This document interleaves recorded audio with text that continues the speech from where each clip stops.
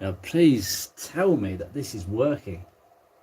Oh, yes. Ah, that's much better. That is much better camera quality. Have I got anybody? Have I lost subscribers? Have I lost people? Have people gone away and watched Countdown or whatever they're watching? Yeah, that's brilliant because I can actually show you a photo of... actually, I can show you immediately. Yes, I can actually see you. Right, okie dokie. Now, the trick here is I've got to have a look at what you're looking at from the other side. This is a problem with a smartphone, is you can't see what other people may be seeing if you're using the backward camera, which it turns out is slightly better at the light. And there's a slight delay. So bear with if this isn't looking amazing on the camera. And there is a slight delay here. Oh, yes. Yes, I think you can see everything quite clearly. Let me just tweak this. This is first time I've done this, so... Oh, dearie me. Gotta find you a nice position, haven't we? And Andrew is about 4 seconds behind. Yeah, that looks about right to me. Right, okie dokie. Hello guys, how are you? We have some people.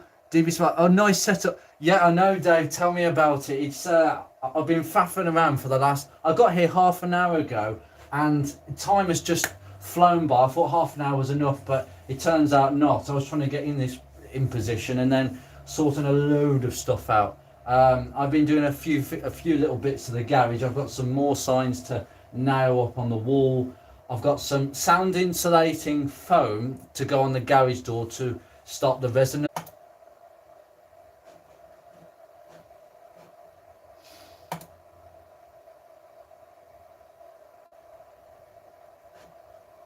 Nope, nothing.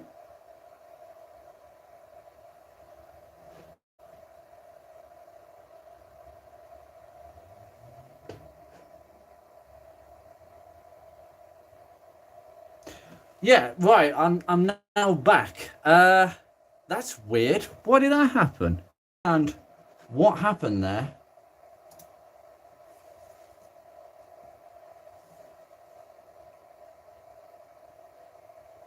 Am I now live? Because I don't want to be talking to an empty room. Because I don't. I was just saying something, and I don't know when I was cut off. This might be a dodgy way of doing things. You see, what I'm doing is, I hope it doesn't cut out when I say this, I'm using USB tethering. So my mobile is taking the data, the camera, and then it's basically giving it to the laptop. So it's only a USB internet connection. Oh, right, brilliant. We seem to be live and working. I hope to God that it doesn't stop. I think there was an update on my phone that came up on the screen, and that's why it stopped.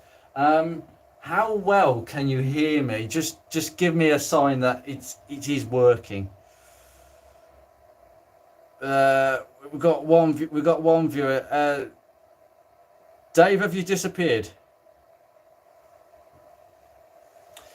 That isn't particularly good camera quality, I have to say. I think the camera is struggling a little bit. It looks actually okay on the screen from what I can see. Hello. But when I'm looking at it on my laptop, it doesn't look so clear. How good is the picture quality, Ben? Would you say it's quite blurry? From what I've seen on my screen, that's quite blurry. But on the phone, it looks crystal clear because this is the backwards camera, the better one. Pick a little bit blurry. Oh, that's it. That's weird. I wonder why it's doing that. I wonder whether it's the connection personally. I think the internet connection might be causing that. But let's see what we can do about that. Let me just come around here. I'm so sorry about this technical stuff, but as I say, I'm giving it a go. See, that to me looks absolutely fine, but on the camera, it doesn't look so good. Give me a second. Just blinding you a little bit.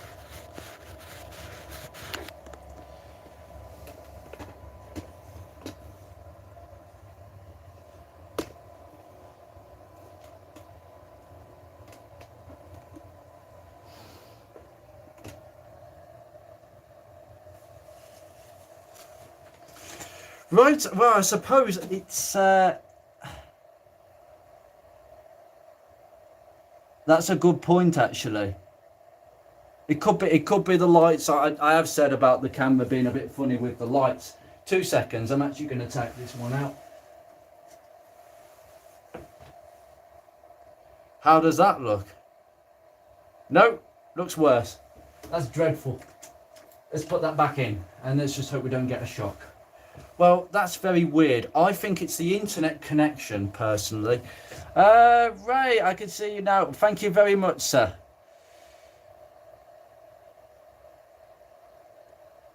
Oh, Ben, does it look better without the light bulb? Is that what you were saying? Is that what you're referring to? Right, I'm going to get cracking. Dodgy camera quality, but you can hear me, which is all well and good. It does actually look slightly better for some reason. I don't know why that's happened, but as I say, it's obviously probably struggling with the lights. As I say, this is a show. This is a channel without DSLRs or anything technical. Hopefully, I'll get a GoPro. Maybe if I pass 1,000 subscribers, I'll get a GoPro. Looks better. Looks better after you clean the lens. I think you're joking. Really? I wonder. Do you know what it is? I've actually been working on the focus today, which may be a video that will go out in a few weeks. And it was a messy job. So I'm just going to clean the lens again. So let's have a look. Usually it doesn't cause a problem.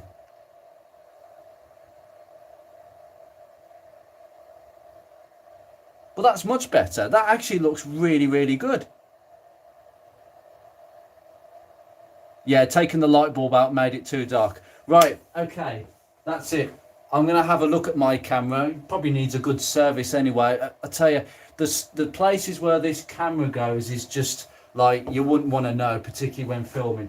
But yeah, we've managed to fit you in, and this is the garage. There have been a few improvements done to the garage recently.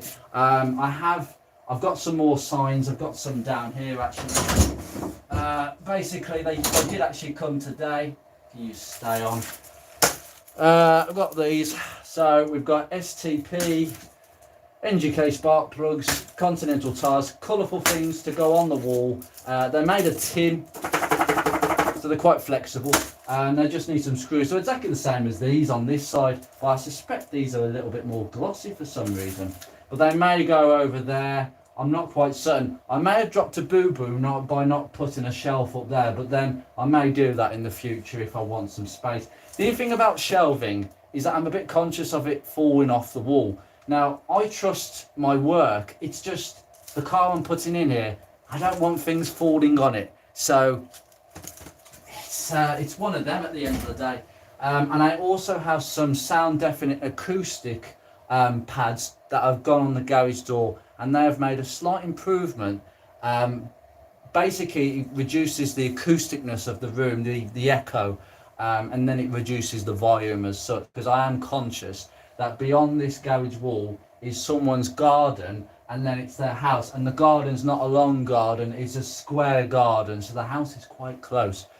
So I'm wary about noise, and I have done some sound tests with the garage doors shut before the acoustic deafening and after, and it has made somewhat of a difference. But the problem is with a single walled, single skinned garage, it's going to echo, it's going to make noise. But anyway, we seem to have improvement there, defo. Brilliant. So clearly might be the lens, and I will have a look at that.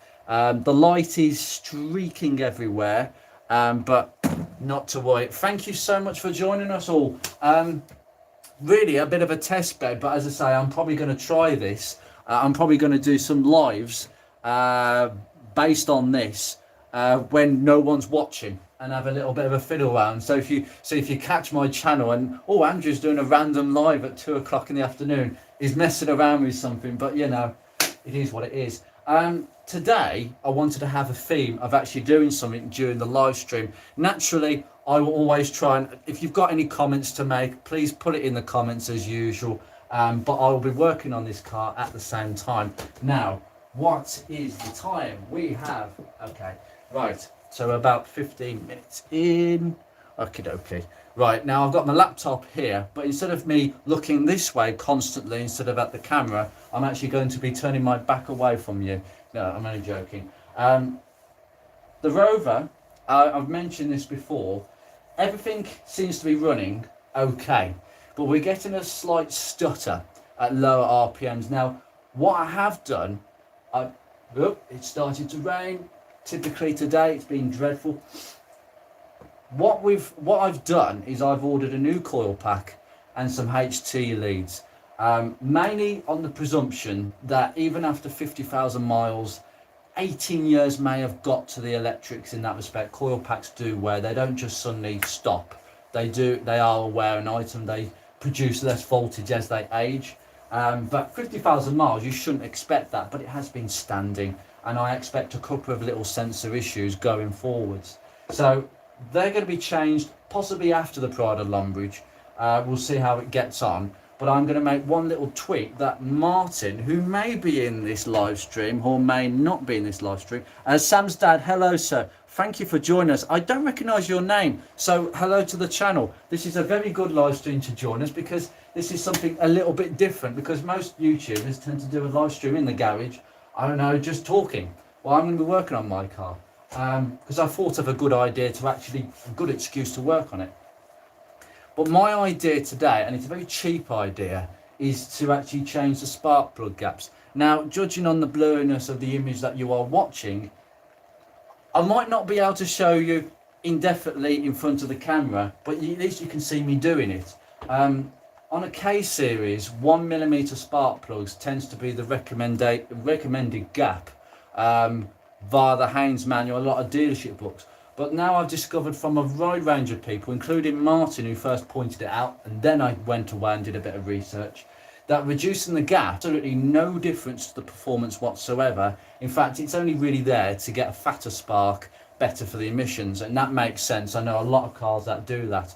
But it's also a bit more kinder to the coil packs long term. It can get over the fact that a coil pack is a bit aging and it's not producing enough spark that it should be producing. So now in the gap might get a bit more life out of it, might change something, it may not. Personally, I've already ordered a new coil pack, but I just wanted to see if it made any difference whatsoever after this live stream. So as soon as I drive this back to the house, I will know instantly.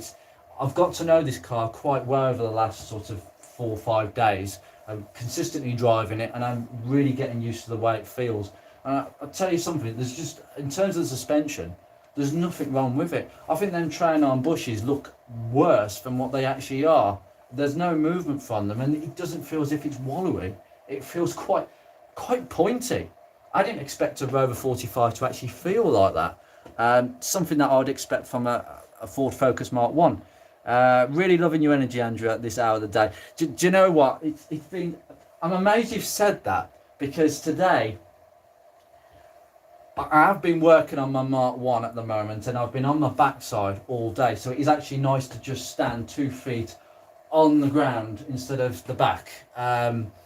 It wasn't a very nice job, put it that way, and I'm glad it's done and it's over with, and now I can work on this. And believe you me, that's why I've got energy, because this is, I could do this in my sleep, which is why I'm conducting a live stream and doing this at the same time, because doing a live stream and working is just like, it's not enough. Anyway, let's get this bonnet open. Where is it gone? Right, I have actually come prepared and I have actually brought everything with me. And I've actually put my laptop in the engine bay to start off with. Anyway, keep the comments coming as I'm doing this. Now, how does that affect the picture? Yeah. You know something, I think I'm going to bring you a little bit closer in and see if actually that makes any difference. But to start off with, we need a light, which I actually have bought. I actually have my Draper spotlight, of which is blinding. Might try that one. Say this is the, because I can't see my own phone, This is the only way I've got of knowing. Oh, that's good. That's a very good picture. It's bright, bit blurry, but it'll do. Right. Next thing is, without actually pulling that away, maybe if I could put that there. Oh, that's better. Now, this solves it. I just got the mouse because the keypad on my laptop is broken. So, yeah, that's all good. Maybe not the battery, though. No, too slidey. Ah, there we go. Right, maybe I'll just keep it over there for now. That's wise. Okie dokie, right. Who have we got here?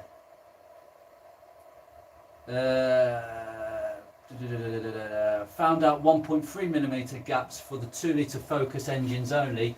Did just that fine. Have a new coil pack anyway. It is actually really advisable, Graham, and I said this before in a coil pack video for Mark 1 Focuses. If you have an original coil pack, they are prone to sparking out quite easily. It actually gets so bad when they go that they spark the ECU and then you need a new ECU. But not, it has happened, but it's not a common thing. But with the coil packs, generally the old ones, you want 1mm. With the new ones, you can go to 1.3. Even though I am on the new style Bosch one, and it's the new design, you'll know the difference instantly. If you don't, look at my coil pack video or ignition video on a Mark 1 and you'll know exactly what I'm talking about. But I've got the newer one, and even then I didn't want to go to 1.3. I did try it though. So I went first to 1.3, drove the car, absolutely amazing performance difference because the old coil pack hadn't gone, but it was warm. Because there was a clear difference when I swapped the two. Even after the computer had compensated, because sometimes when you fit something new, the ECU is learning all its parameters again with the new component and learning how it works and how it can adapt certain systems to suit the component. That's why you have to give it a bit of time to bed in. And then what I did after about a week is I changed the gaps to 1.2. Now 1.2 gives a bit of the security of knowing, well, it's not at the max, but it's not at the min, but we've got a compromise. And the 1.2 exactly the same. I couldn't feel a difference whatsoever. So again, I think it was just, it's a fatter spark, better emissions. So the K series, you can go as low as 0.75. Now I'm going to go to 0.8, 0.85. So we're only talking like 0.1. I can't remember how many foul that is actually. Good clear shot of the engine. That light really does work. I'm really pleased. Even though it looks slightly blurry still, and I'm bending down looking at a laptop. This looks ridiculous. Didn't realise the coil packs could wear, but it makes sense they do. Oh yes, it's a wearing item because it's got copper in it, and at the end of the day, there's only so long before they actually wear out. I think it's more the connectors and the internal wiring stuff that gets a bit funny.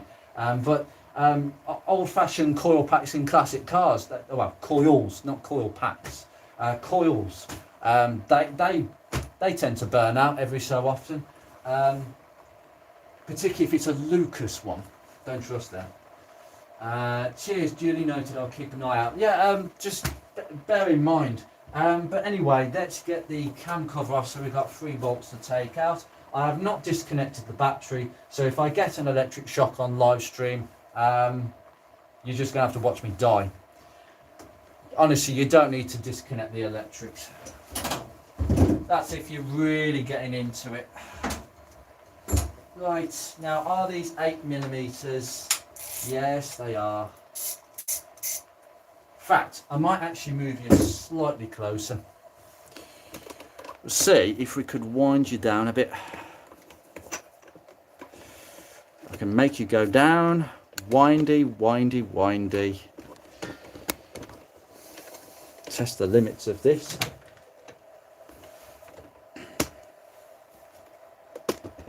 Right, don't know where we're at with this now. Right. Okay, so we're about here. Yeah, okay, that's a lot better. That's a bit more cozy. Right, let's take these off and get this off. I've been utterly amazed about how simple K-series engines are to work on. I mean, this is someone, I've never changed a head gasket in my life, but I knew when I bought this, I knew that I had to, well, it was going to be one of them jobs I had to do, but I wasn't put off by it because a lot of people had said, it's just easy. It's a really easy thing to change when you know how. The only issue is if your liners are dropped. If your liners are dropped, then that is a bit of a bum because you can get shims to bring the liners back up above the deck of the block, but you need to measure them. And to be honest with you, that's an engine rebuilder job. Not the fact that you've got to take the pistons out with the liners. You've got to basically take the pistons off the crank. So everything I did, take the sump off, oil rail, take the big end caps off, and lift the pistons off the crank with the liners. You don't take the pistons out the liners. That's what I've been told. You lift them out straight and put them on the side. But getting it correct with liners, it sounds like an engine rebuilder job. I wouldn't trust myself to do that sort of job at all. Oh, this is hot. This is one thick piece of plastic. Down there. Okay, now we have got the coil packs here. Now there is a test I can do on the coil packs, but if I've got my multimeter, do you know what? I haven't got my multimeter. I was thinking if I had my multimeter, I could check the resistance. Primary resistance is what you should look out for, and secondary resistance isn't as necessary. Right.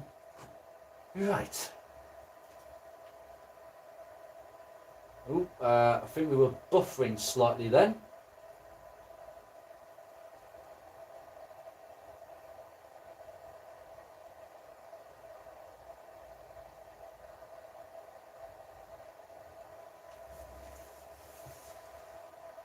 Is it me, or has the picture quality just improved?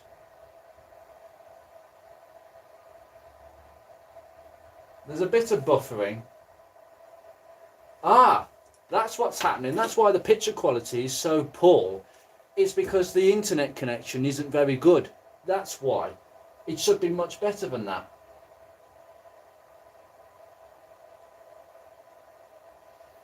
Are we still buffering? Because that picture quality looks absolutely amazing, like it should. Oh dear. Oh dearie me, the buffering's come back. This is not good. Blooming internet connection. Right, I'm going to get on and crack this off. We've got 2 8mm, so just pop this out.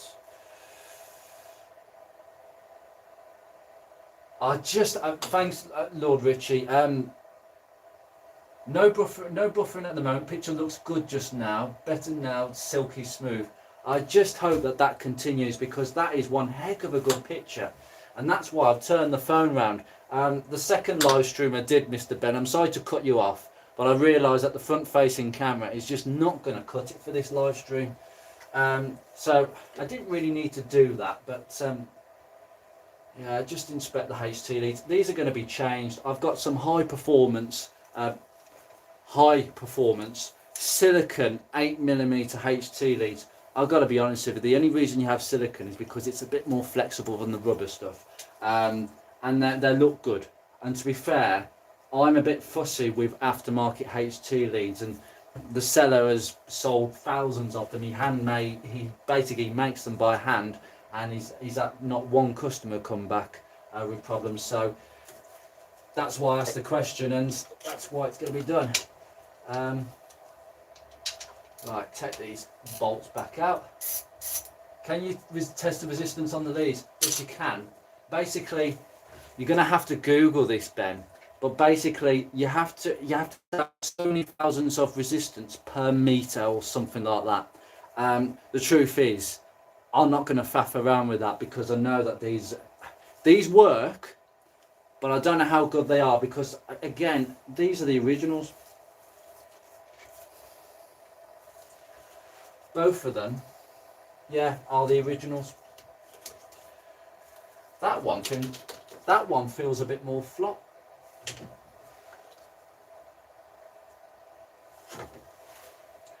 Ah, well, this is very interesting. I've not discovered this before, but it looks like these HT leads are two different HT leads.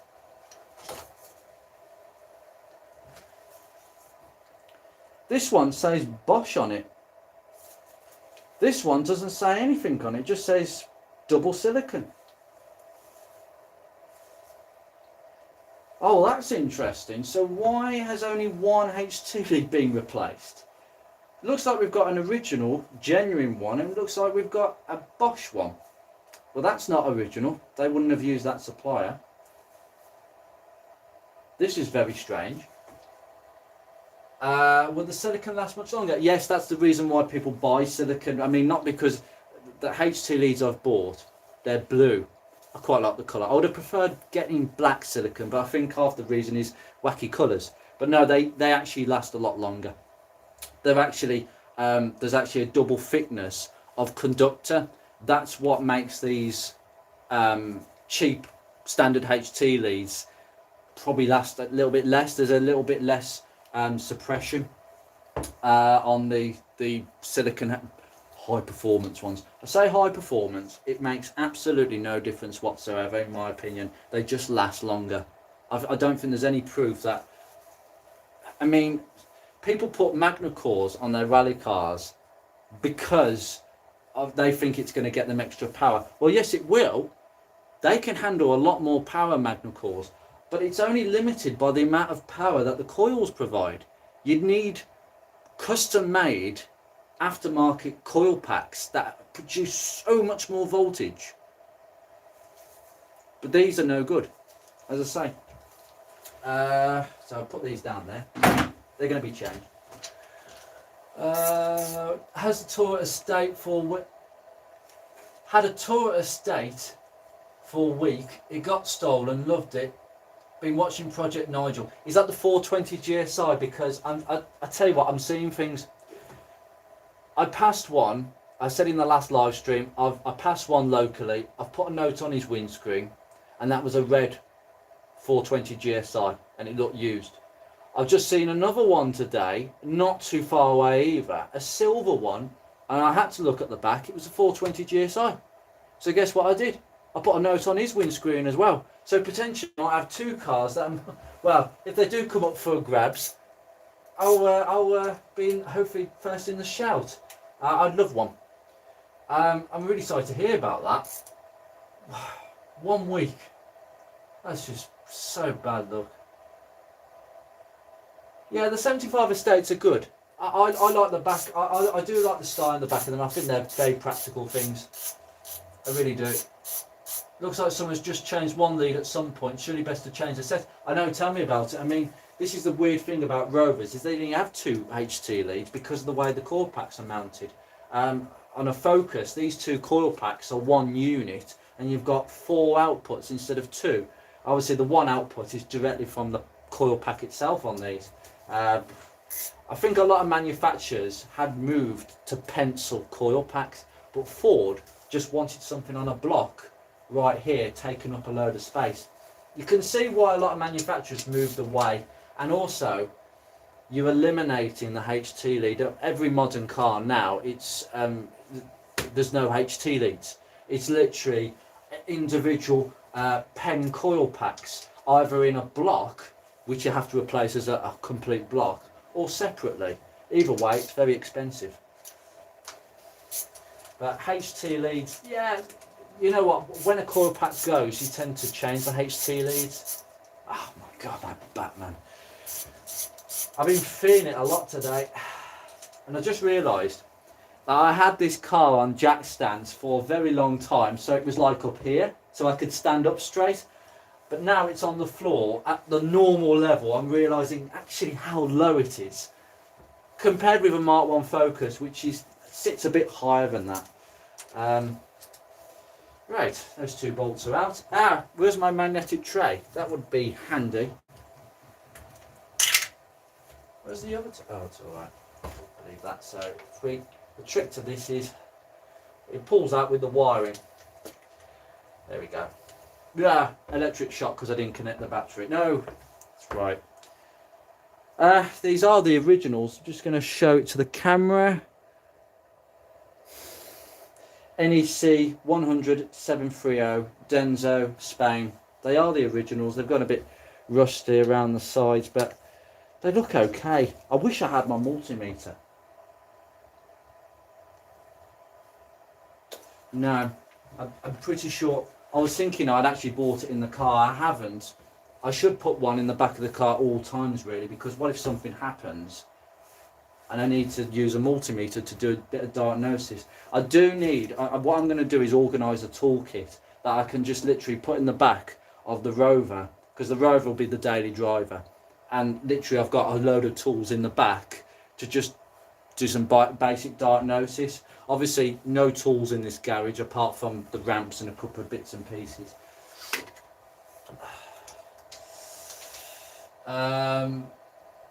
It's skimpy. I don't know why people do this when they change one HT lead and not. I mean, you can't buy them as single HT leads, can you?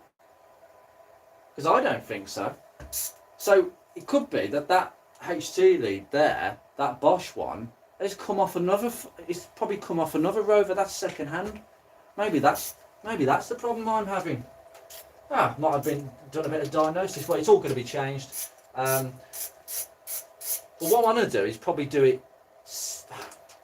Well, you might want to do it separately. What I've done in the past is I've changed one single component, took it on a drive, particularly ignition coil packs, and see if it makes a difference. Because if I change the coil pack and HT leads and it works better and the stuttering goes, well, how am I going to know which one was at fault? So I might do it separately. I'll be doing it as a video, but I might do it separately. Go. Come on, come out.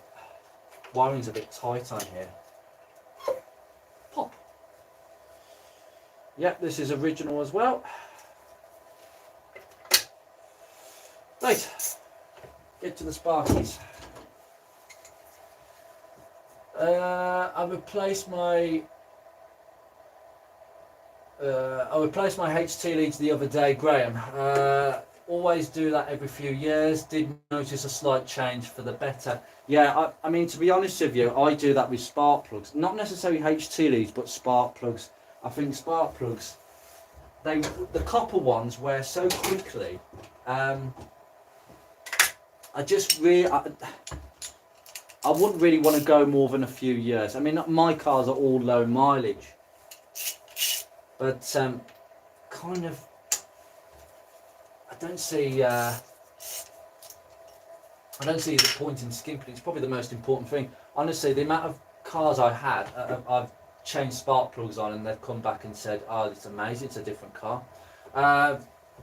My ex bought a Peugeot 207, 1.4, the old 1.4 engine, the single cam. Can't remember what the name of the engine is, but it was the old school engine. Probably, I think the 207 was the last Peugeot to use that engine. And then it had been basically usurped by the Prince engine, which most people love or hate. They sound absolutely rubbish. The gearboxes sound so whiny, it's like a bearing is permanently making a noise. But when we bought the car, it was so sluggish. She had to rev it about 5,000, 6,000 RPM to get it off the market at a roundabout. And then I literally just changed the air filter, changed the spark plugs, nothing else. And it was like, oh my God, you've transformed my car. It actually pulls like it should. I don't know. That's just the spark plugs. The air filter wouldn't have done anything. It's the spark plugs. Lord Richie. Let me just pull that out.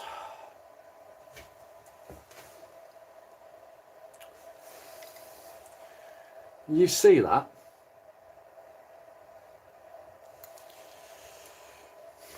White tip, nice burn. It doesn't look like it's been steam cleaned, so head gasket's good. And there is no oil whatsoever.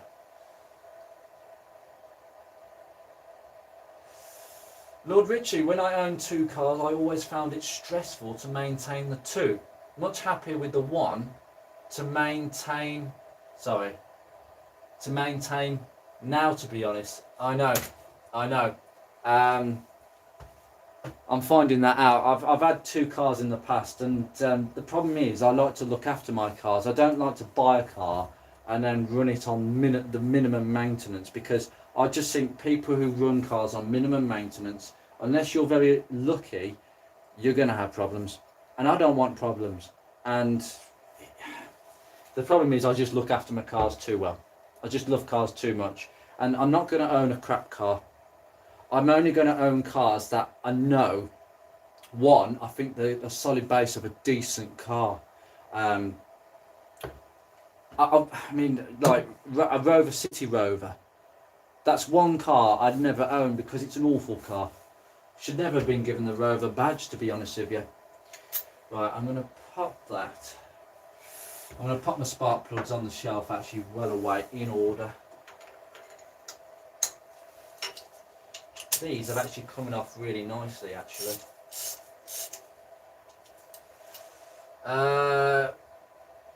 Graham, made a bit of room for a seat. Make a bit of room for a seat.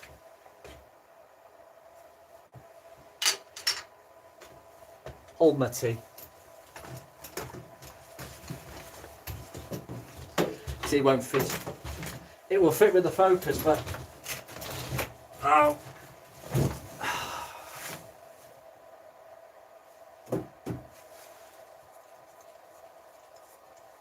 You're laughing now, right? This camping chairs too. Why have I got this camping chair in here?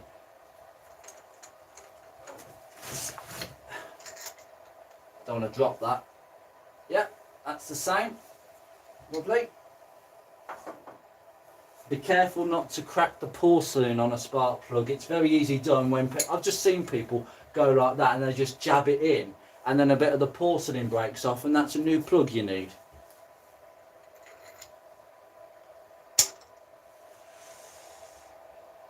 Yeah, new plugs. Oil filters every year, sometimes 2 oil changes. Now I've hit 200,000 miles.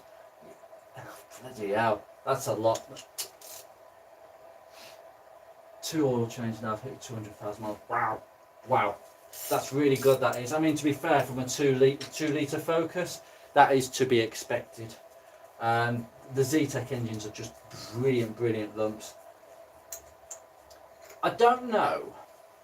And this is for me, I think the Sigma, being the 1.4 and the 1.6, I think the owners are more town drivers than long distance drivers. I think if you've got the 1.82 litre Zetec, you're more prone to driving long distance because you've got that ability. And that's why people bought them in the first place.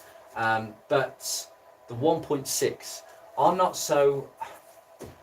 I don't know if a 1.6 Sigma can do 200,000 miles unless it's had oil changes like really consistently. Otherwise it will just burn oil left, right and centre. But it will still work. As long as the oil is topped up and the timing belt is changed, they will go on. All the Zetec and Sigma engines are like that.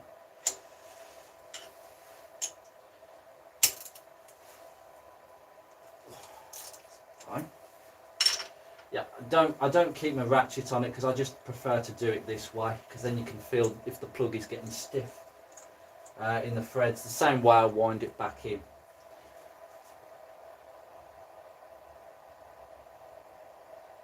I cracked the porcelain on a plug once. Plug was at an angle at the engine and easy to damage. I've been more careful since. Ooh, you'd be very careful, because if you crack the porcelain, I know one guy who cracked the porcelain on his Peugeot 205, strangely enough, a 205, a very late one, and basically the porcelain went off the spark plug seat, drifted into the engine, and well, I don't know why he thought that it wasn't going to cause damage. I bet he thought he was going to get burned, but he just said he put it all back together, started it, and then he lost compression. I wonder why. The porcelain would have presumably scratched the bore, and then he lost compression on that cylinder. If I did that right now, I'd be well, I'd have to get the head off. Expensive mistake. You've cost yourself a lot of money.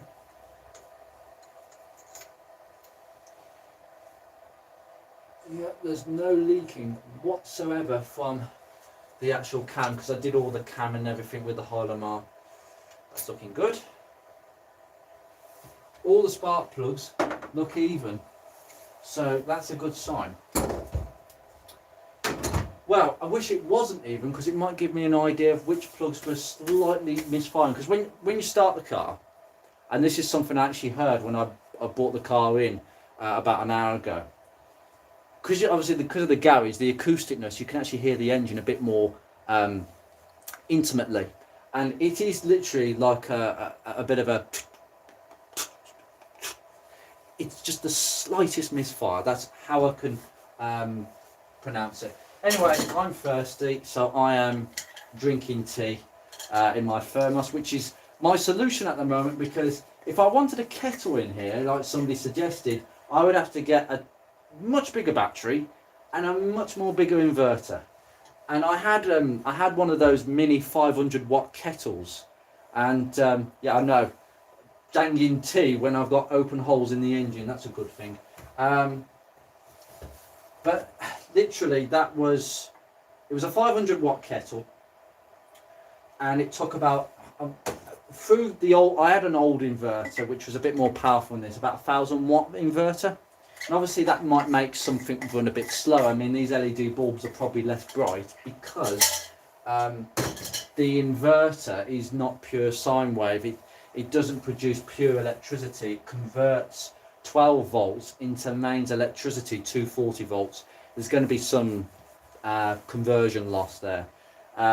But literally it took 8 minutes to boil a cup that size.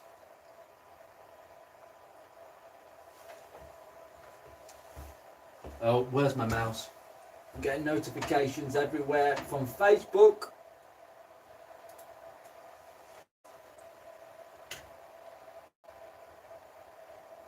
Yeah, Graham, honestly, do you know what? I don't know why. I subconsciously put the seat here earlier because it was just standing on the side. I said, I'm not going to fit that there, so I'll just fit it in the middle. It actually fits in the middle. But yeah, I need a bar stool. I need something just here. And it's absolutely perfect.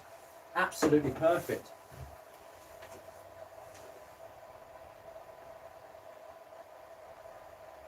I literally, do you know what? Instead of having the laptop here, I just need an assistant to come and stand here with the laptop like that, so I can just literally not bend down to look every time. Yeah, can we get enough comments in this live stream to get Andrew to hospital with his bad back? Fortunately, Mr. Ben, I noticed the damage and managed to get the piece of porcelain out before removing the plug. Good man. What's your tea of choice, Andrew? It has to be Yorkshire tea. I don't drink anything else. I am a little bit partial to Earl Grey, just because of that slight fragrant aftertaste you get. It's really refreshing when you're really thirsty. But Yorkshire tea, I'm afraid I've tried. Like most people, I think we're trying to cut back on a lot of stuff these days and see what other stuff we could have. I mean, Yorkshire tea is not overly expensive. It's one of the more expensive ones. But I've tried Lidl's tea, Asda tea. I've just tried all sorts of different brands, home brands of tea. And I'll tell you, I think the worst one, most of them are okay, but not quite as good as Yorkshire tea. But Lidl's, ugh, it's like drinking pea water. It's like that. It has to have milk in it, but it has to be rich. And these days, I don't drink as much sugar as I used to. I used to have 3 lumps of sugar in every tea, and now I've reduced it to 1.5. So I've slowly weaned off because, yeah, I'd have a cup of tea in the past, and I'd finish it, and then I'd feel instantly thirsty for water, and that's when you know you're drinking too much sugar, way too much.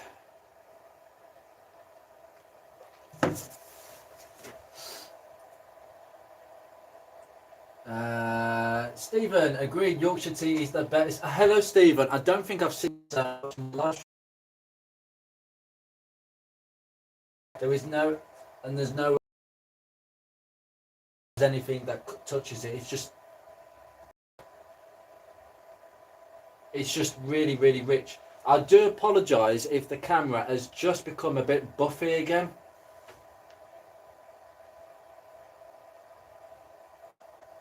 Yeah, the camera might be a bit buffy.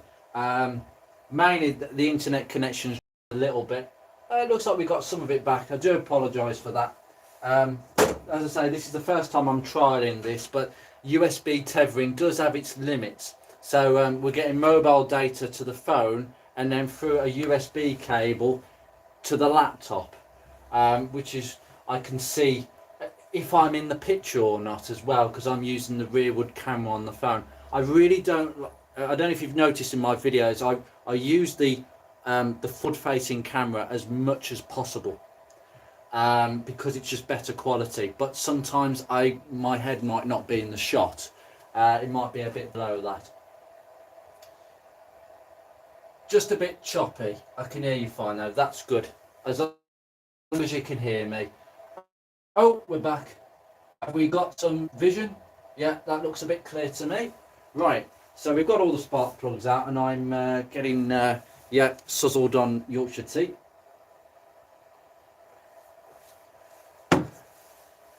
There might be a bit of whiskey in that. I did put just a tiny drop in the bottom, and I do put a bit of whiskey in my tea sometimes. And yes, I'm going to be driving home, so no doubt the insurance companies are going to be watching this and thinking, oh, we're going to up his insurance.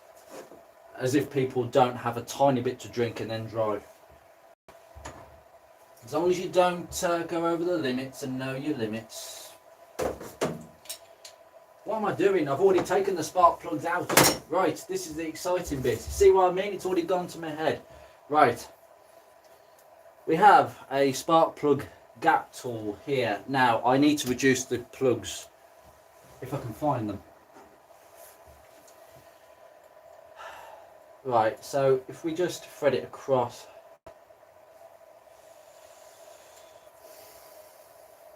This is a bit of a faff, just put it between the centre electrode. Yeah, about one. I know that this looks a bit heavy-handed, but all it needs is a slight tap.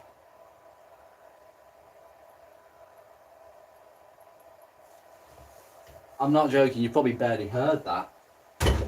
That's all it takes, and that's probably knocked it back to 0. Let's have a look, try again. You do have to have it does have to be a nice free fit, okay? Once it sort of stops, don't keep trying to push it along. That's what it is. Just try again. Whoops, a daisy. Yeah, that's fine. That's 0.8. It's barely a difference. I'm just comparing the two. I mean, you're not going to see it by sight. So I'm going to pop that back in now. That's been done. Excuse me. Being a touring musician, the crew always fill the bus with Yorkshire tea. That's one of the main things that kept them going. It certainly does with me. I can tell you that. Now, trick is make sure it is in there and it's not going to drop out because we don't want accidents. Just thread it back in. Haven't had a drink for 18 years. Good man. Good man. I drink far less than I used to. I mean, I'm 30 now. I mean, 10 years ago, I pretty much before I started really getting into cars, I'd spend half my wages going on night outs at the weekend, and I'd literally waste half my money. Yeah, literally on 1 or 2 nights, depending on how it is. But alcohol is really expensive, and I actually prefer to spend money on the cars now. That's the position I'm in. Okay, it's nice and snug. the bit where it doesn't want to come out, there we go, it's come out in one go. Yeah, I mean, to be honest with you, that's where my money goes now, the cars. And if I spend money on a coil pack, I'm not spending money on drink. And to be fair, my body will probably thank me for that in about 20 years. Because most of my friends, most people I know, still drink quite a bit. Yeah, I kind of try and stick to soft stuff, but I do have the odd drink here and there. I have the odd bit of whiskey in my tea, only because it was there and I just felt like putting some in, but I have to be in the mood. Other than that, it's cider. Cider, sweet cider, again, like a sugary taste I have. Cider is refreshing in the summer, and it's probably the only thing I would touch. Nice and tight. Lovely.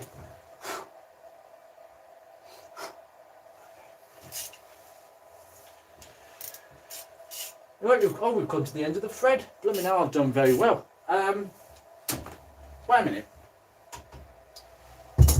I have to say, the car is backed out right to that garage door because I was aware I need a bit more space. And I mean, I'm not a big guy. I'm a thin guy with thin legs, and this is fine. I'm gonna just bring you down just a tad.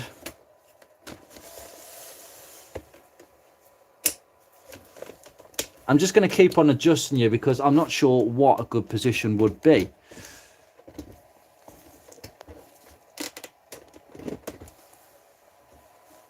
Right, take these plugs back. Amazing, my camera makes things look about 1,000,000 miles away. That's a good picture quality, right? The internet has started to really work now, and oh, goodness me, we're quite into it now. So I have no idea how long this has been going on for because I've lost complete track. Let me just look at my phone. 53 minutes, so we must be coming up to about 9 o'clock. Okie dokie. Now, I was a bit concerned about this wiring here because when we were getting the misfire, I mean, I don't like the fact that these wires are actually touching the metal, so I'm going to have to put some insulation tape back over that. In fact, I've got any insulation tape. That's a good idea. Ah, I have indeed. Now, I have to take these off. Anything with gloves, you could, that I'm never going to get that back on now.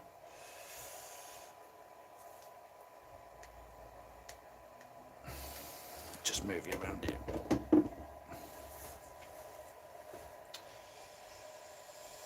Right, so if I can just, well, find out where my scissors are. 2 seconds. I'm just going round to get the scissors. Knock you over here. Oh, that is a very nice view of my engine bay.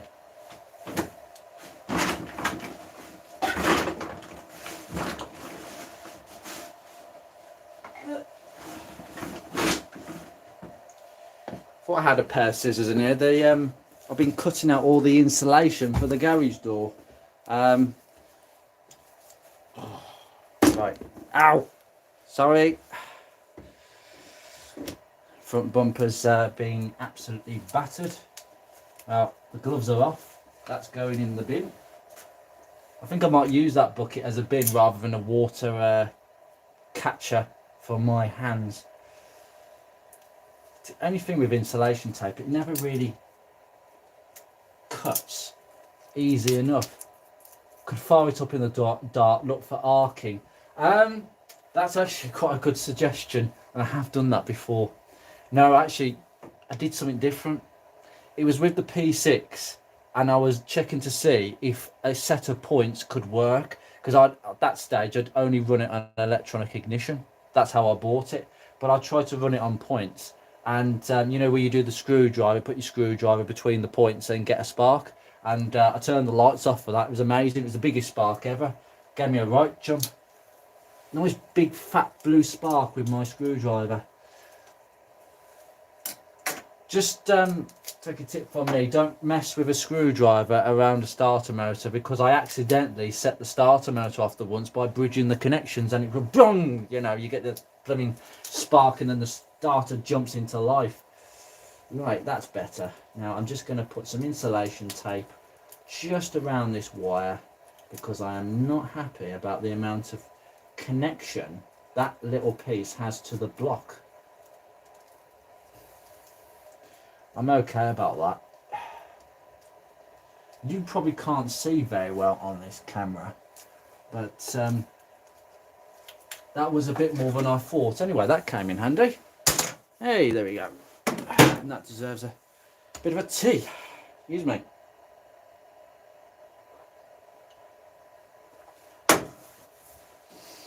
Right, one gloved, Andrew. Sorry. Now I need to get to the actual thread. Mr. Ben, I found your Facebook and Twitter today and followed you on both. I did notice that. Thank you very much for that. It is a very slow process, both and the Twitter feed. Blimey. Wow, you must like my politically correct opinions. I haven't put too many on there, but you will see some. I tend to think Twitter is a bit of a lefty paradise. Well, I think it is, to be honest. But the Facebook group is only something that I've started very recently. It's something I've promoted only in the last couple of weeks, and it's got a small number of followers. To be honest, it's not going to be that different at the moment from the YouTube channel. Hopefully I'll put more stuff on as time goes on, but it's going to be a very it won't be an often thing that I will put things on there. It might be I might use the channel, the actual page, as a way of broadcasting episodes that are coming out, because I always make episodes a few days in advance, so I could easily put a promotion on there saying, oh look, in a few days time this video is coming out with the thumbnail. I could do something like that. I'm trying to think of what I could do with the Facebook page that's actually unique, that people would want to join up for it. But at the moment, if you like the channel, if you like the YouTube channel, go and like the Facebook page, because it will encourage me to put more things on there. But at the moment, it's a very slow thing. Instagram as well. I'm on Instagram. I put lots of lovely pictures because I love detailing. I love clean engine bays, as you can see. So I try and put as many interesting and intricate and weird photos on as much as I possibly can. Lord Richie, I really love spending money on the car. I'm a bit odd like that. Yeah, it's not odd. You're just spending on something that you actually love. A lot of people say that. Don't you want to come down for a drink? Bit broke today is my answer. It's actually my answer almost permanently these days. Not because I don't want to socialise, but I don't want to spend alcohol socialising, because I don't need drink to socialise. I prefer to socialise with cars. I love car meets. I love car shows. The interaction I had with people at the NEC was just amazing. I mean, I was there for the full 9 hours, and I spent probably, let me just sit down. I probably spent about 3 hours talking to people, maybe 4. And it's not like I was in a rush or anything. They could see that I was vlogging, YouTubing, and I said what I did. And to be honest, most of them, you know, they wanted. One of them said, "Don't keep talking to me. Seriously, just go." I was like, "No, I've got plenty of time. I'm not in any rush whatsoever." That's what it's all about, interacting with people. So I'm not, you know, if you see me at a show, if you see me in full flow, just wait till I've actually turned my camera off. You'll see me with the camera, and I'll put the camera down. When I'm not filming, my camera will be down. I won't have it up like that, and then shout my name, because then I won't have to re-edit what I've just done. But apart from that, I don't value the camera. I value the people I talk to. The only thing that I label that most people my age is that they spend their entire life on a phone instead of looking about what's around you. I mean, I've been to Canada, Toronto, and this was 7 years ago, and all the British tourists, literally in Toronto, There's Niagara Falls. There's me looking at it, and I take one single picture and then one picture of me in it, and then literally everybody else was just constantly on their phone, making a video on their phone.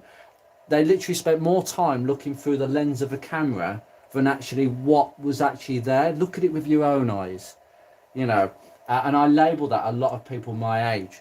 They literally need to take their eye off their phone for a split second. I should say that because most of the time I spend it's editing videos and looking at my phone, making YouTube channel videos. But I like this hobby because it connects me with people, and when I'm working on cars, I'm not looking at my phone, if I'm not filming, that is. And that's the only reason I do. So that's why I love this hobby, because it just brings me away from that a little bit. Actually, that's not good enough.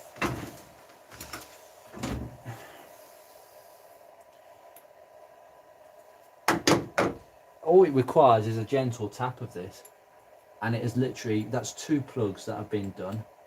That is now, yeah, 0.8, just over 0.8. I think that's good enough for me. I don't want to go under, mainly for a few reasons. That was good.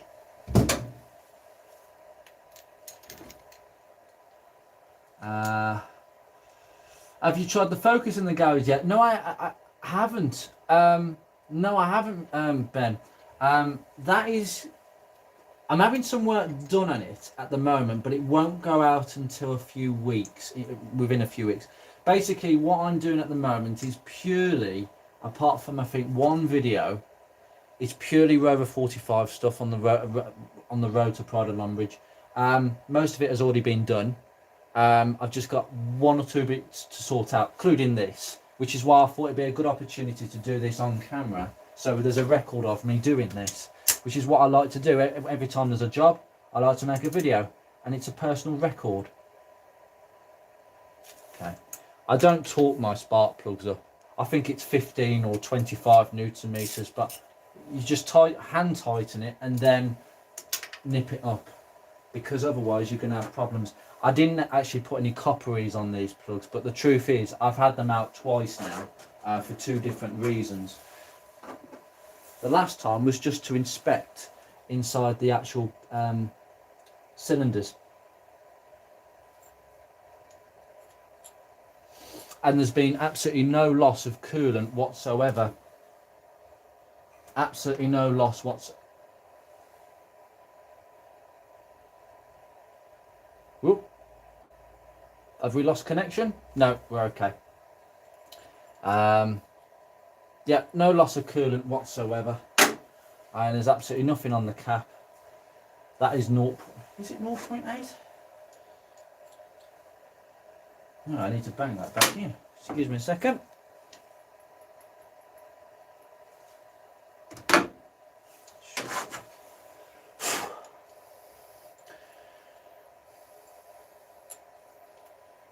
This is entertaining TV, guys. I thought I'd do something a bit different.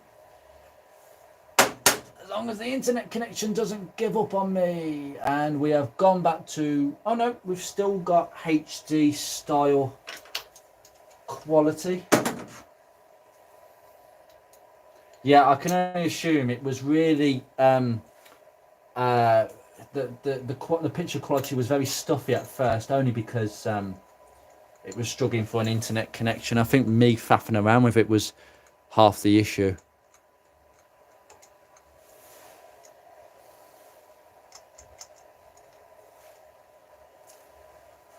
This is what happens when you talk to people when working on cars. It's taken me about half an hour to do something that would take 5 minutes. Hey, it's all the rage. Okay, that's yielded. Just tell when it's at the end of its thread, and no damaged porcelain.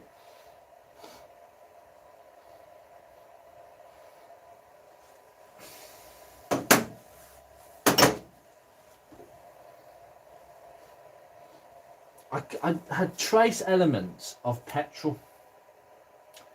I should not be smelling petrol.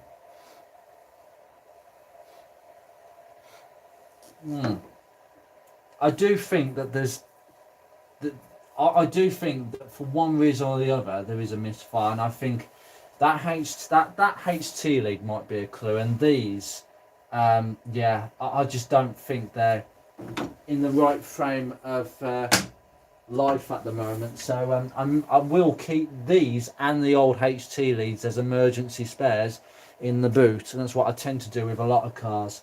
Every car I've owned, the Focus is the same, but I do think there's a bit of unburnt fuel going through, just a tiny bit, and I think that's because something is not burning the fuel.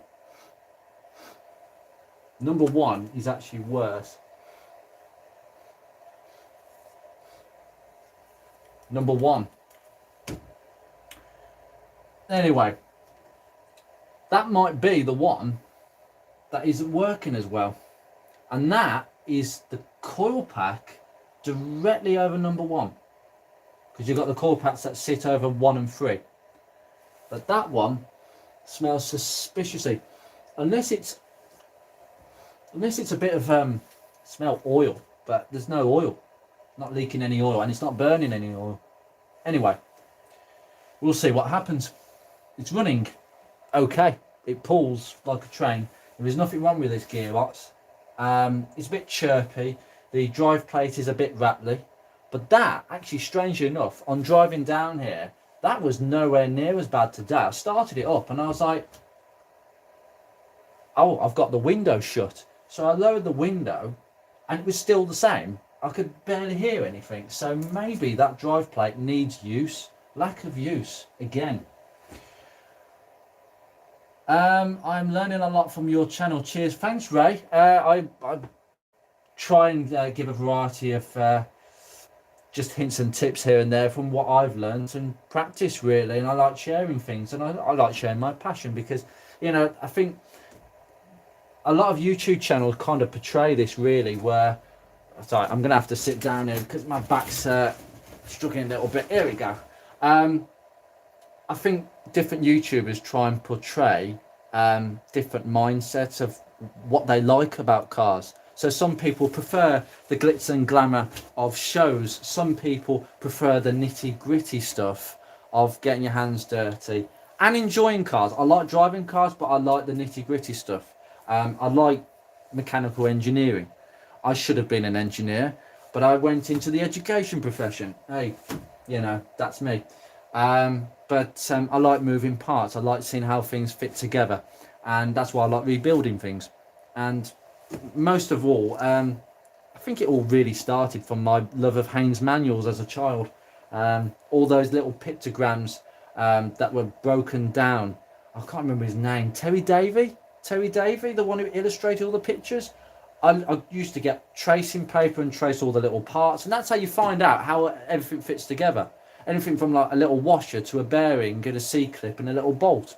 And that's how it all really started. And then I just got better and better at the nitty gritty stuff. I've always been interested in cars. It's just up to about 5 years ago, I had no confidence in changing a spark plug. I wouldn't have been able to do this. I'd have thought, I'm going to break something. Let's get a mechanic to do it, like everybody else tends to think. And now I can do my own work. And the fact that this head has been done, it doesn't leak coolant, it gets up to temperature nicely, it doesn't leak oil, it doesn't burn oil. There is only the slightest little bit of a misfire, I suspect, and that's it. All the brakes have been done. I wouldn't have touched brakes. Goodness me, I'd have never trusted myself with brakes. I'd be fearing every time I'd touch the brake pedal that it's just going to go to the floor. So, you know, you've just got to start small and work upwards. So whatever you can do, whether it's, you haven't really, there are a lot of people probably watch me who really seriously don't have the confidence to tackle brakes or suspension parts, but they can do little things like this. This is easy. This is really easy when you know how. Changing spark plugs, changing your filter, fuel filter, which is in such a good position. Anybody who owns a Mark 1 Focus would absolutely be jealous at the position of that filter. It's so serviceable. You don't have to go on your back to do it. Yeah, and it's just simple stuff like that. I'm rabbiting on again. Graham Lee playing Nottingham and Manchester end June, early July. Steve Harris, British icon. Blimey now, Steve Harris. Flipping heck. That sounds really nice. Bloody hell, that's making me jealous. Do like a good yum yum. Oh, jam with the music. Last thing to do on my Focus, rear discs are a little under par. Cleaned one up. Handbrake was good enough for the recent MOT. I'll do it later in the summer. Rear discs. It could be that the calipers, the mechanism, there's a ratchet mechanism inside the caliper. And sometimes what I've found with this and a lot of others with rear calipers, they just seize. It could be the handbrake. It could be the handbrake that is not, it's not pulling, it's pulling more than one for the other. So it's slightly uneven, unbalanced. But sometimes the mechanisms can get a bit stiff. If the piston's getting stiff, then the mechanism will get a bit stiff. It could be either. If it was drums, I would absolutely say it's your wheel cylinders that have gone astray, but it's discs. Andrew Walsh, hello sir, how are you? Nice to have you join us. Hi Andrew, I got the control arms drop links changed on my Focus Mark 1, but now it vibrates on acceleration and the tracking seems off. Nice and quiet now though, but don't understand the vibration.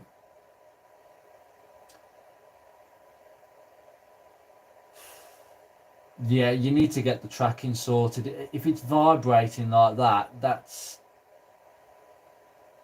Can I ask what sort of control arms you bought? The drop links aren't... The drop links don't make too much of a difference if they're cheap or they're expensive, trust me. The only difference between cheap and expensive drop links is the fact the cheap ones last 6 months before the actual ball joint rubber splits. And then all the grease comes out, and then the joint starts knocking. But the bottom arms are quite important with those bushes and that ball joint. There's something that's been disturbed there, but I don't think the control arm would cause that. But the tracking needs to be done. That should have been done. Did the garage do that? Because the garage should have been taking that on the tracking. You've got to do the tracking as per that job, wheel alignment, because you've changed the suspension component. Vibration though, not sure about that one. Graham Leslie, bad driver's side top mount causes vibration like that. I did all the mounts and the drop links once the vibration started this year. Yeah, the driver's side hydro mount. This is a hydro mount in here, believe it or not. But these are actually not prone to causing these issues. I've actually never really seen a 45 hydro mount fail. Not at all. But the ones on the Focus tend to leak oil quite profusely, and then the rubber cracks as well, and it's rubbish. It won't.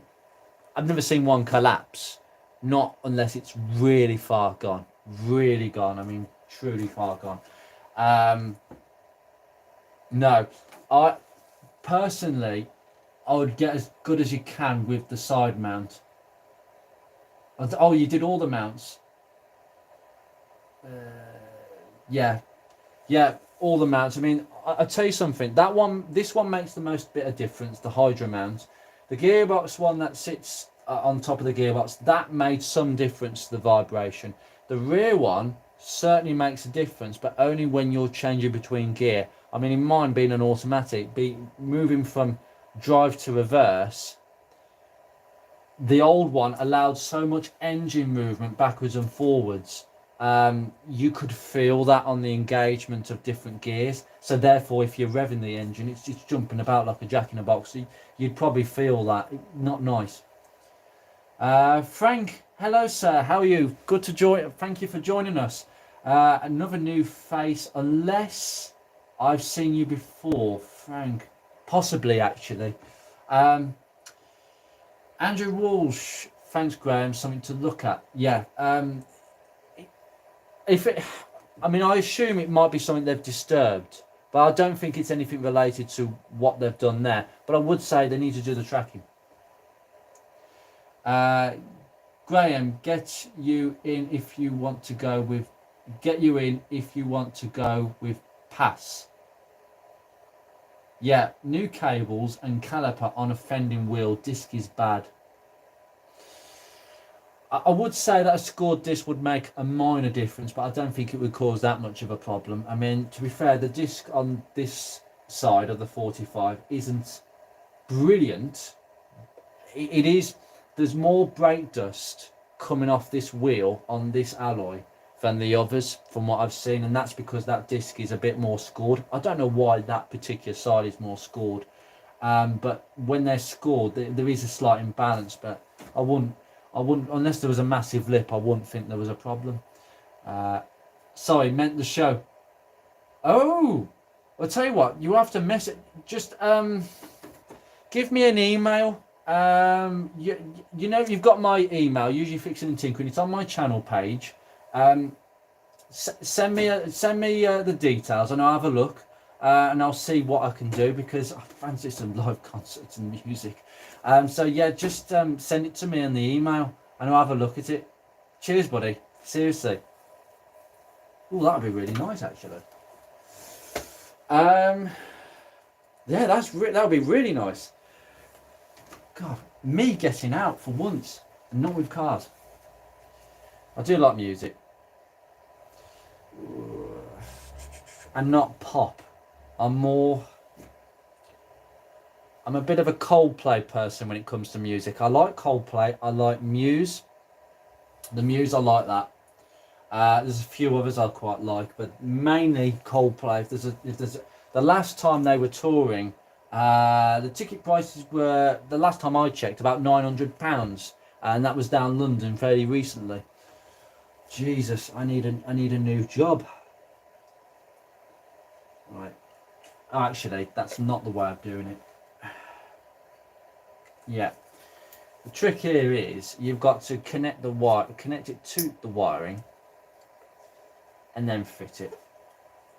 It's some total embarrassment by the time I've done all this that it doesn't start. That would be a bit of a problem.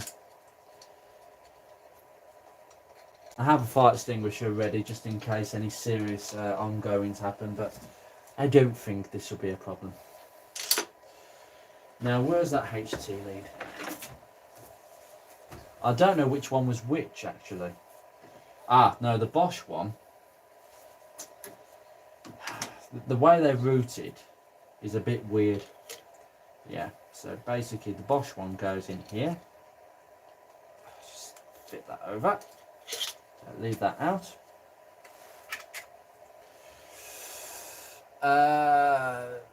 I would imagine they are cheap. A mate of a mate did the control arms for me. I charged 160 all in. I did the drop links myself. I mean, to be fair, that's quite cheap, because that would have taken probably, if he knows what he's doing, half an hour per side. That's an hour's labour. That's about £50 where I come from. So that's 110. That means that each control arm was roughly about 40. I'd say about £40. That's slightly towards the cheap side, but you might be okay. You might just be okay. No wrong hole, that would help. So put it in the plug. Thank you. Oh, well, that's no good. I need to feed that back through.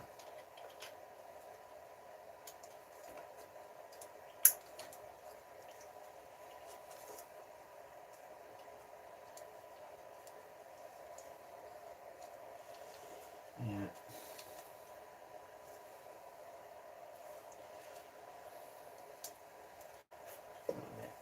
I'm not happy about this wiring here again. Seems a bit caught on this. Like that. Okay, right, try again. Just seems that's better. That feels. No. I have a bit of an issue with the wiring here again. 2 seconds. Now don't worry, I'm not going to cut anything. Just giving that wiring a bit of slack. It's a bit taut with that insulation tape. So I've just given it a bit of That's it. It's got a bit of play in it now. Just a little snip. Graham, we are commercial hard rock. Rescue room's not a gun. You can meet Mr. Harris. Oh my God. You need to send me the link. Graham, seriously? You need to give me the details. Bloody hell. I haven't been to anything rock in years, but I do like... Oh, God. Bloody hell. Hard rock. I mean, I've been... Years ago, I was more into heavy metal, actually, when I was really younger. Really young. Nowadays, I don't know why, I've gone slightly off it.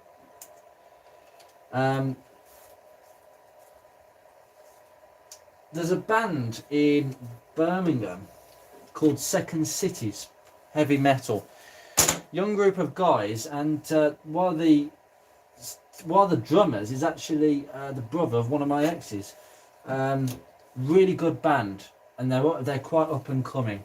They're just getting started with a few gigs, but their stuff it's really heavy metal, really heavy, really gothy. No, that's not very good at all. I think that insulation tape is actually causing a bit of a problem. I might have to take that off and just say maybe I need to let it go a bit more slack. Yeah, it was a good idea just to keep that wire covered, but actually it's causing a bit of an issue. Blemmy neck. Come up with these ideas, but they don't sometimes work out. And this is the sort of stuff that you don't see on camera. Gotta be creative. Oh, come on.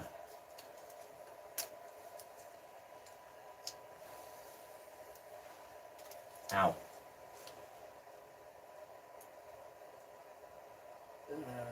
I'll have a listen. No, don't worry about that. I will definitely have a listen. Because you don't know until you've actually heard it. So I'll go and look them up, Graham. Come on.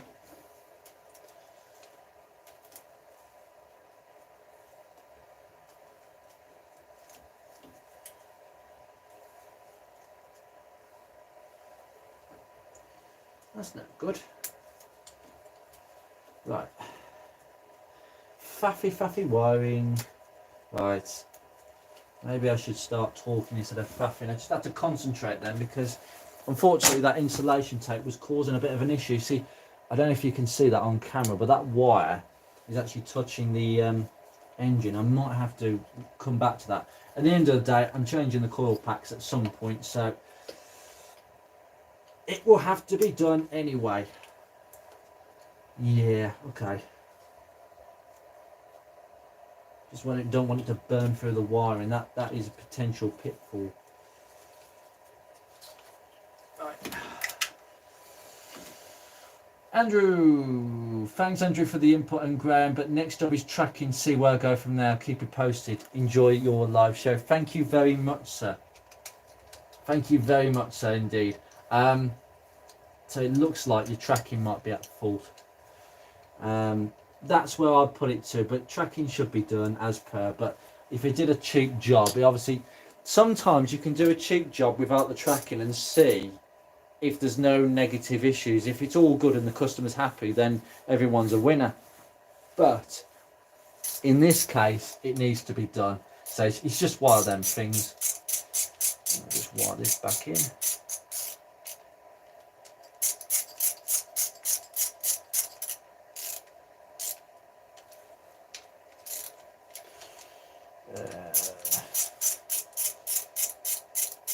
Good luck, Andrew. Should be okay.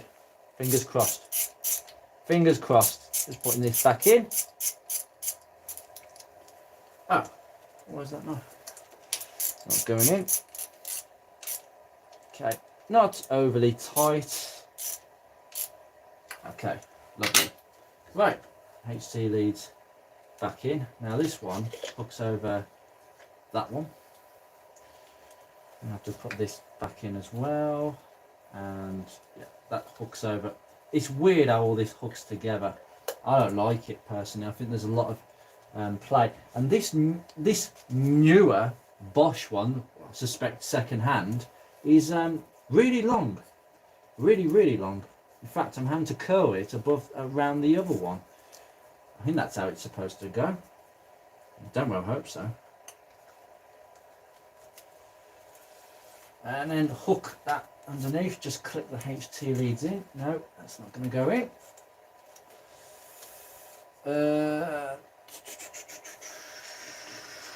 I'm amazed that we've got 6 people watching this. Clearly, people think that this is good to watch. Oh, hope so. Right, that's all tidied in. That's all connected.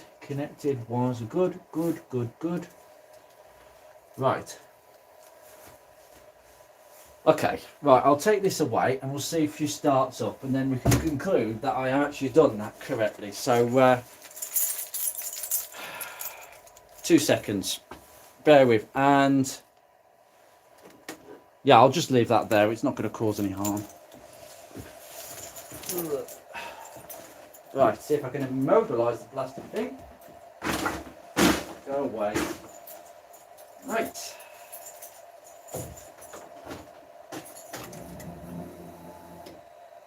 Okay.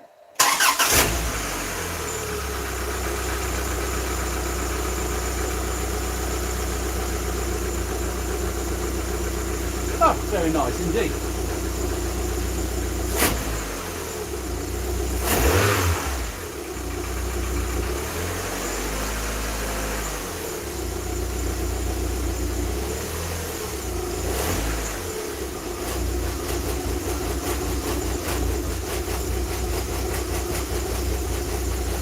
That's the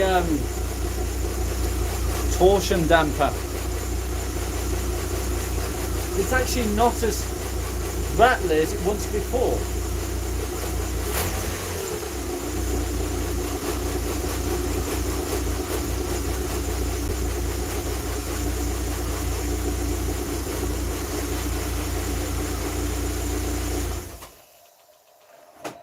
Just turn it off before I become sophisticated with exhaust gas, because I have got the garage door shut. I should have opened it, but I want to keep it on going on too long.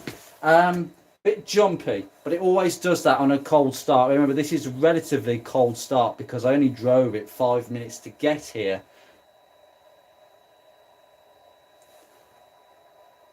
Are we actually buffering as usual?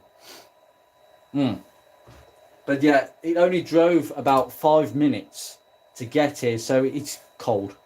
And it's a bit jumpy on the start, but literally you give it a couple of minutes, that stops.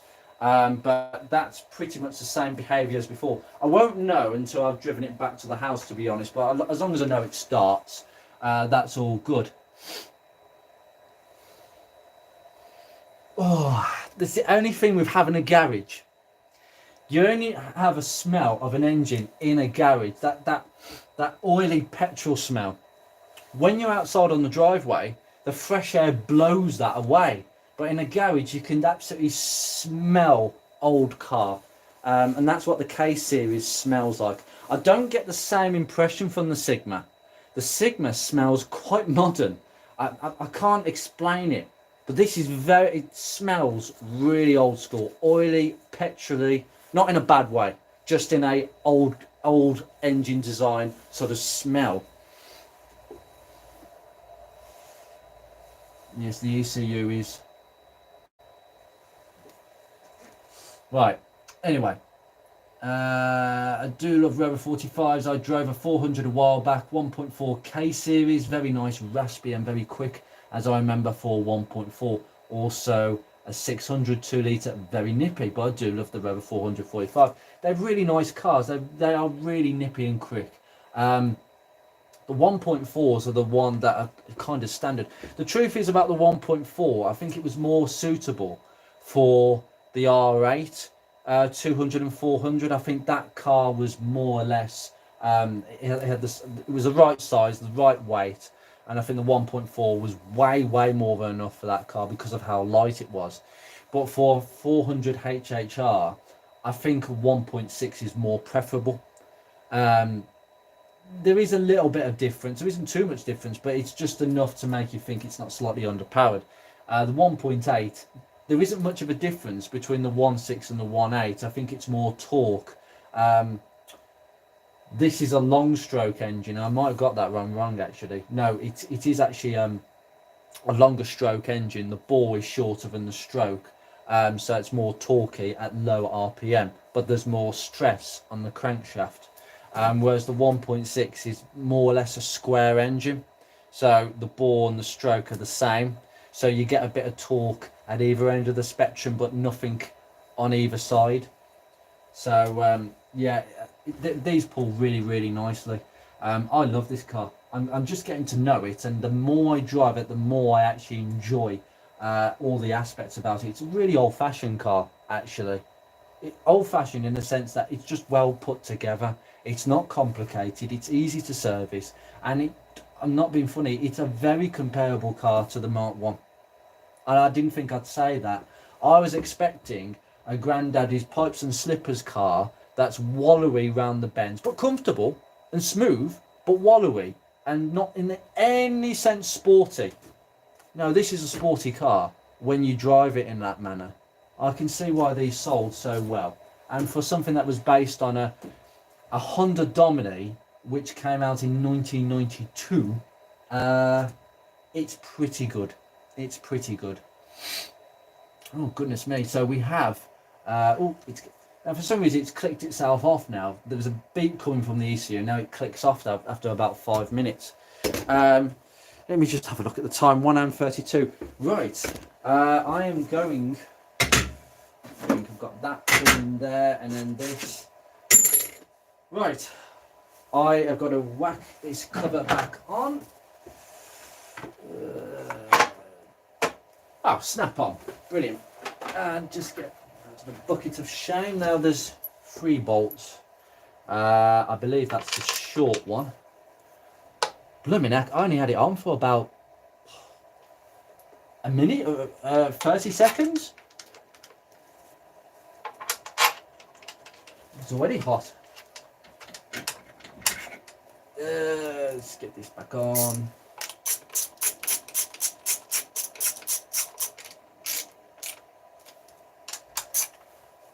There's a tissue that I've left there. Well, this is the cleanest sort of job that one can absolutely do on their car. Andrew appointed Graham Leslie. Oh, you know, I forgot to mention about the 600. I would actually like a 600, and the 2 litre, I believe, would have been the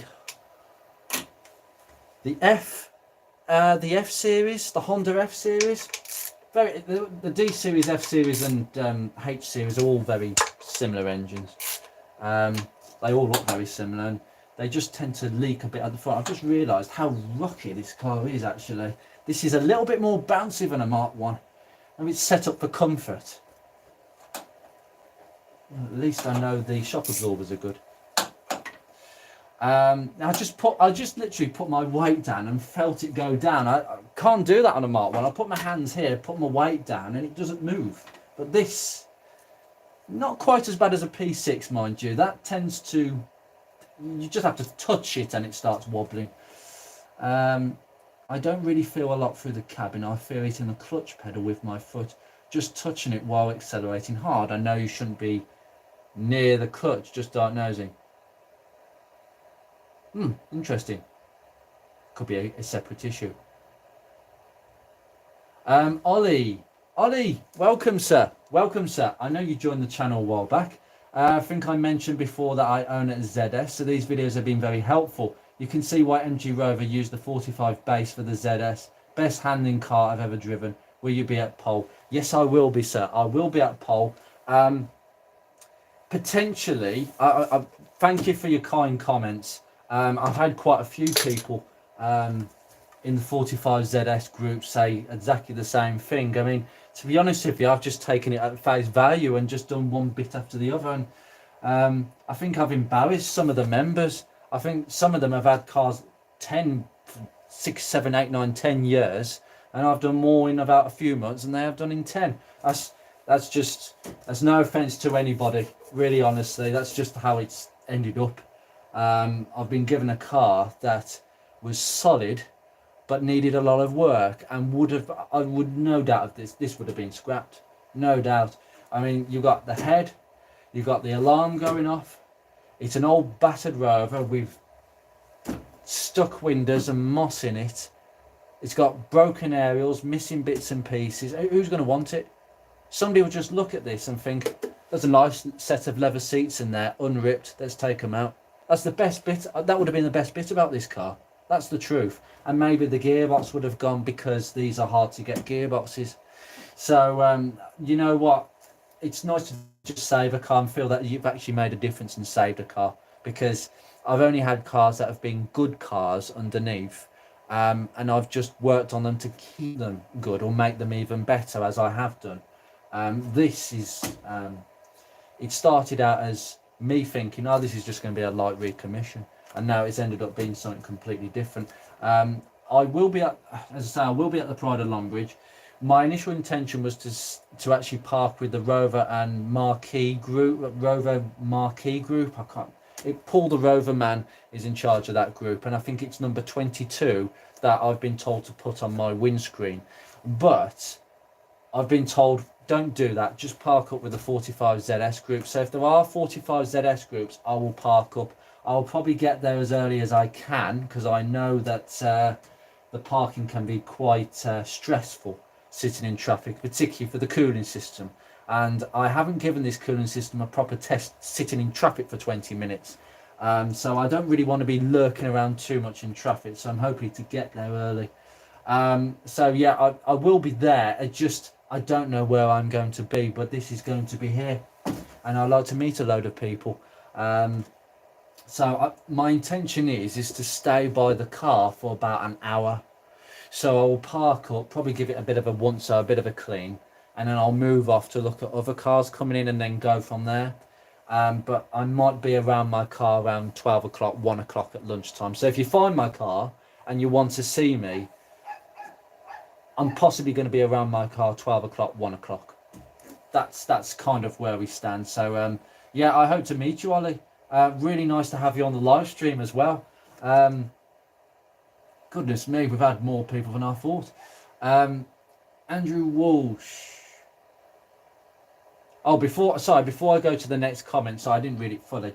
Yeah, I mean, I don't know if you can actually tell me this, Ollie, but the springs on the Mark 255s, now I've been told, there's nothing official that I've found and nothing official has been said, but the springs and the shock absorbers, are they from a ZS? That's the question. Because I'm pretty sure someone said they actually changed from the Mark 1 springs, were kind of softened. I think it was the springs, or it might have been the shock absorbers, but the dampers. But I've got a feeling that they changed it to ZF stuff, and they swapped a load of bits over to standardised things.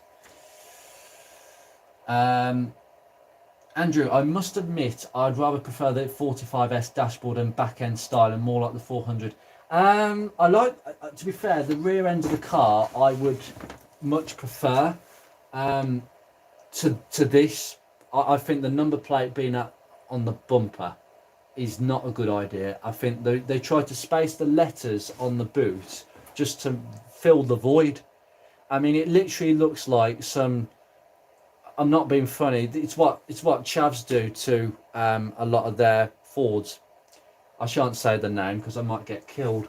But I've seen it where people do the flush boot, where people put tons of filler to do the flush boot and then move the number plate down or into the window somewhere. And I just think, why?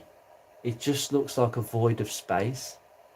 The dashboard, I actually quite like the design of the dashboard in the Mark IIs. The problem is that they are not, they have all the quality of a wheelie bin. Everything. I think a lot of this car is made really well in terms of its design. Excuse me.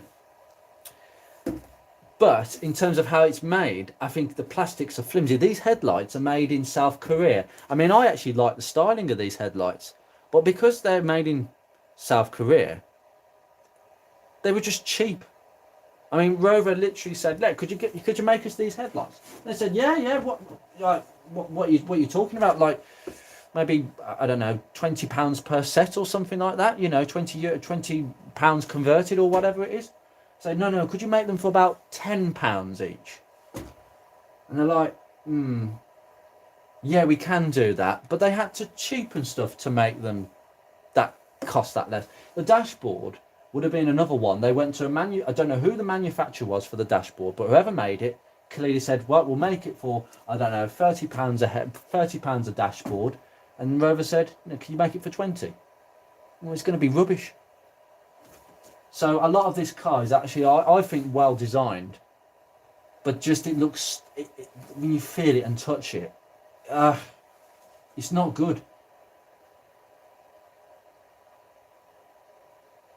Ollie, I'll find you on I'm on the Z register stand. Great, lovely. I will find you then. Well, you'll find me. I'll probably find you. We'll see. No, that's brilliant. There is a Z register. Good. No problem. I won't be too far away from you in that point. I know what the Pride of Longbridge is like. I've been a few times with my old P6, or I went last year, just without the car for the first time, and it is random. It's very random, which is great for filming, because when you think a certain type of car is finished, you find a few more about half a mile away. Mr. Ben, I might try and get over to Pole, but as a spectator rather than showing a car. Well, that's what I did last year. So please come if you can make it. Depends how far you're travelling, but it's worthwhile. It's I think it's like 9 o'clock, 10 o'clock. Oh, I can't remember what I think it's 9 o'clock to like 5 or something like that before people disperse at the end of the day. So it's a show in itself, and the whole purpose of the show was to celebrate the actual, basically the Rover brand as it is, and the community that was revolved around Rover. Because I was brought up in Longbridge, so I all know too well about the community that was destroyed about 17, 18 years ago now, and the effects are still seen today. It's only just recently where the last vestiges of the factory are kind of disappearing, and you get a feeling that there's just a void. Yeah, it's a big, huge shopping centre at Longbridge now. That kind of summarises. I'm afraid I'm going to get political now. This summarises where the Tories have taken this country. I know that Labour, Tony Blair's Labour, did not do us any favours.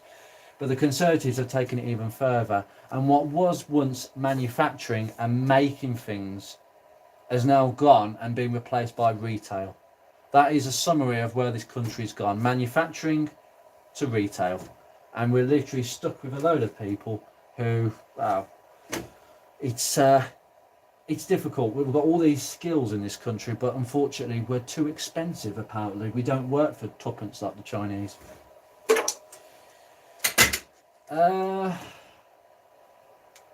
Ollie, wish I could tell you. All I know is when people on Facebook ask about buying 45 springs for their ZS, they're always told the springs aren't compatible. God knows it's MG Rover. God grief. Well, I'm going to have to do some digging on that. I mean, to be fair, all the springs are good on this car, but if ever one snapped on me, I'd have to have a look into that. But no, fair enough then. Right, we got to the end of the stream again. Right, I think I'm going to call an end to this live stream because I am aware that it is pitch black outside. One of the neighbours' dogs has started barking at this garage, so clearly they can hear me a million miles off, and I don't want to disturb the neighbours. So thank you very much for joining this live stream. Just move my camera here because I am so damn tired. Yeah. My back has started to go. Yes, that's better. This is going to be a little man cave, and I thought I'd start today on the 45. Nice little job, and it runs. And I shall find out how it runs when I get back to the house. If I do get back to the house, it's only 5 minutes. Well, ironically, it actually takes the same amount of time to walk here than drive because of. Well, we've got some low traffic neighbourhood stuff going on where they're blocking streets off to encourage people to walk. So basically I have to take the far route around with the car. Stupid. Anyway, let me just grab my laptop. Cheers, Graham. Thank you for joining us, buddy. Really, honestly, thank you so much. And we actually have a good camera. I was staring into this laptop, just checking that the connection hasn't ducked. It's actually been pretty good, so I will do this again, but it'll be on the Focus, 100%. I don't know what I'm going to be doing. Maybe I'll do an oil filter change. That might be interesting. Cheers, Ben. Thank you so much, buddy. Yeah, eventually. I mean, it actually looks good with the light. That looks really cool. There's a few little bits that I'm going to add to the garage. I've got to get a carpet on the side because I don't want to be whacking the door against the wall, which eventually might happen. Don't want chips. There's going to be a few more signs here and there. There'll be no kettle though. No kettle. That's banned. There might be a fridge though. Maybe. I'd have to get a bigger version of that. Graham, 15 minutes city nonsense. Yes, I've heard of that. Keeping people within 15 minutes. It's just not possible. It's all about control. You notice that? All about control, buddy. Andrew, thanks, Andrew. Thanks for the info. I'll keep you posted on the Focus, please, Andrew. Seriously, let us know how you get on with that. I hope it's sorted out with some tracking. I imagine it is. Ollie, NG Bay looks cleaner than my kitchen. Keep up the good work, mate. That's the stream. Well, my kitchen actually probably looks worse than this as well, actually, at the moment. That's the problem with working on cars, Ollie. You tend to clean your car, but the dust and the dirt and the grime is transferred to your house instead. It goes from one thing to the other. It has to go somewhere. Anyway, thanks for joining us, Ollie. You take care, buddy. And yeah, I will do another live stream possibly at the weekend. I have a little bit more time to do so, but it might be the Focus actually. I might actually bring the Focus down at the weekend to actually do a live stream if it's going to be this good. So yeah, I will see you all very soon. What's that? Oh, it's stuck. I will see you all very soon. Thank you for joining the live stream, and thank you for bearing up with the poor internet connection at times. So this will be quite an interesting exercise to go forward. I know how to set it up now and sort it out, and what sort of camera angle that I need. Anyway, you take care. See you very soon in another episode. I just realised this is not where I cut the camera off. I'm so used to doing that. Give a few seconds, and then I stop the camera and then cut that bit out of the edit. I'm so used to this. Thank you so much, Andrew. See you soon, sir.